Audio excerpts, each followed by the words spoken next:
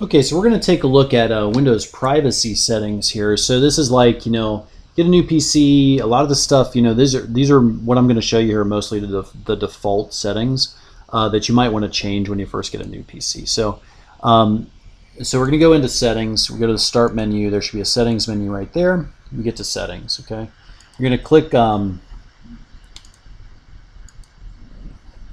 Oops. You're going to click on privacy, Privacy. I can't spell. Okay, so we're going to do privacy, and notice that you get a bunch of them. You're going to want to click on the main privacy settings here, okay? So if you didn't see that, it's like all the way down the list. So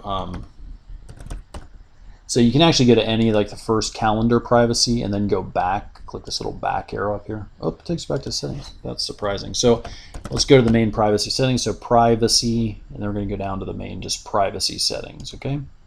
All right, so here's all the things we can do. So turn on Smart Screen Filter to check web content URLs that Windows Store apps use. The App Store, is basically, so there are two kinds of applications you can install on Windows 10, which is a little different from previous Windows versions. You can install regular programs, like Windows, Microsoft Word, like you do an installation of a program, you kind of get the executable from somewhere, you purchase it, or you download an executable, and then you install it on your computer, and it's just there, okay?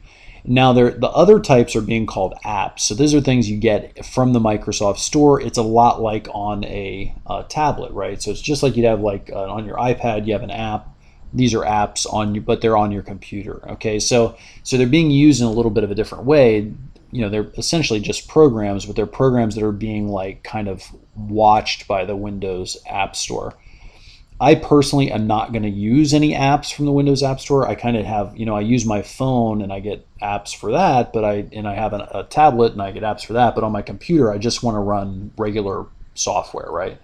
So for me, I completely avoid using the Windows App Store, but that's me, right? So a lot of people, it's really useful, it's fun, and that's great. So, or if you have a tablet, you probably want to use it differently.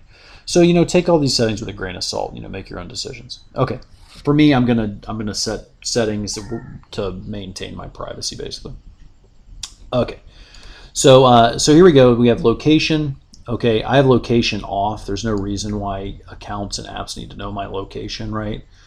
So I turned location off for everything. Okay, and you'll notice that basically on a new on a new Windows computer, everything in here is really Microsoft services, which is fine. If you use them, great. And Twitter.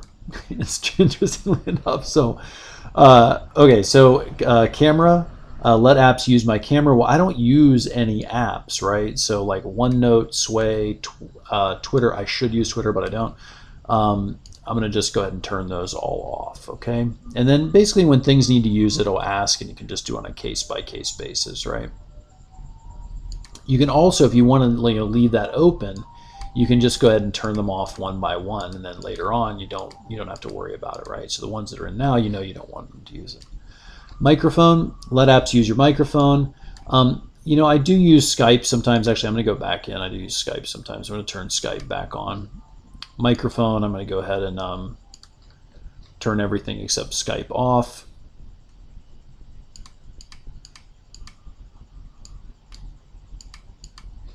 Okay. Speech, inking, and typing. So stop getting to know me. We're going to go ahead and turn off dictation for Cortana. Okay. Account info. So I'm not using apps, so I'm just going to turn that off. Contacts. If you're using apps, you should keep that on though. Okay. So contacts. There's nothing in here that needs to know my contacts, right? I don't use their mail client or anything, so.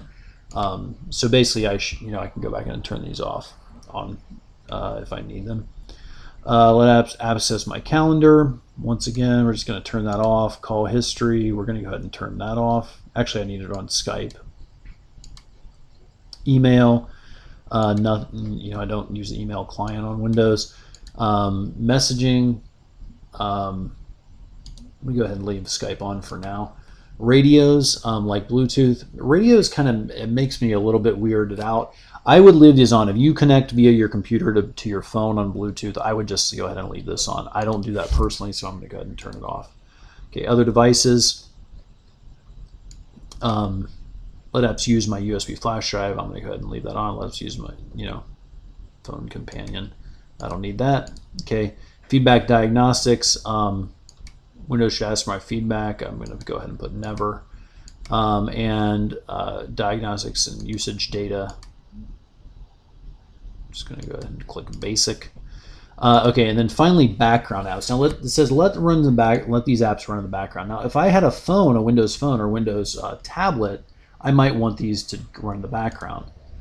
In my case, I don't want them to run in the background. So mainly because of the fact that I don't want to use any computing resources to keep these things running. So anything running in the background is just plain running. I mean, it's running, so we don't see it, but it's still running. So I'm going to go ahead and leave clock and alarms on. I might use that at some point. Okay, so that's a privacy to kind of lock down Windows a little bit, reduce its usage of your computer as much as possible. The challenge with an OS is to reduce the amount of system resources the OS is using to free up those resources for things that you're actually doing on the computer. And that's kind of the challenge with Windows and with all OSs. So, okay, so those are the privacy settings in Windows. Good luck.